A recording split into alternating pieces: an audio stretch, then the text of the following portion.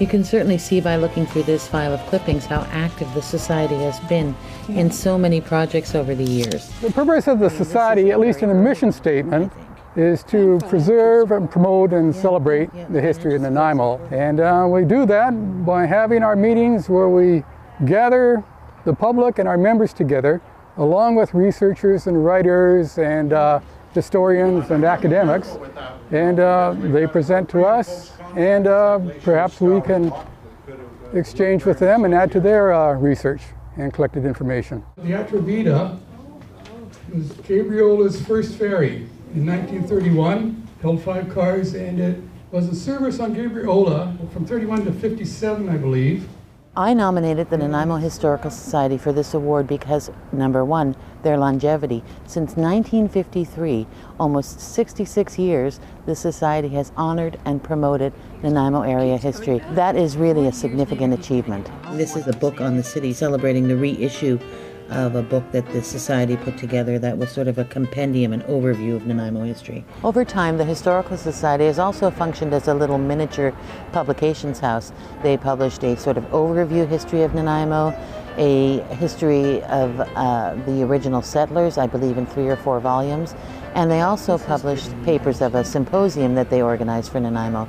In the future, they are looking to subsidize and help writers financially again. In a city like Nanaimo, thinking about our shared past and how we represent that past and critique it and celebrate it is a really important part of how we decide who we are as a city and who we will be in the future. It's a lovely photo of a lot of the members at the cenotaph, but it also explains what the role of the Society is. The role is more of a catalyst. We've tossed out a lot of balls for other people to catch. The Historical Society has basically given birth to many projects around town. Perhaps most significantly, they formed or initiated the Nanaimo Museum in the early 1960s, and they initiated the Nanaimo Archives in 1991. Basically, records and artifacts were gathered all over town in people's basements, in their attics, in the shed in the backyard.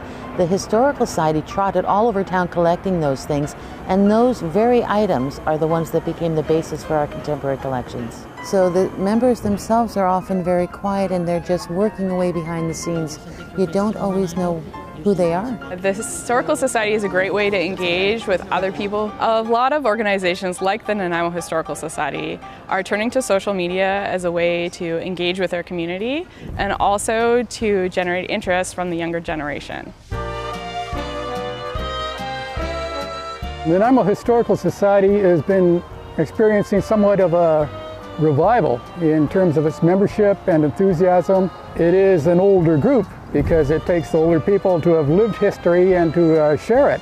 We're bringing in speakers and subjects that are undercovered and underreported. I think sometimes we bring them something they will not read on a library shelf or a newspaper.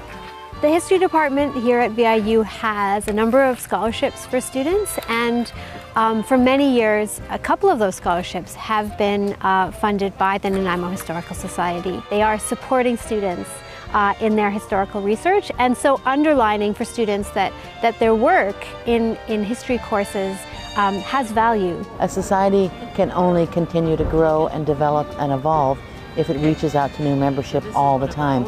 So our job right now is to find ways for the general populace to relate to us, bring them in and share the wonderful stories that we have.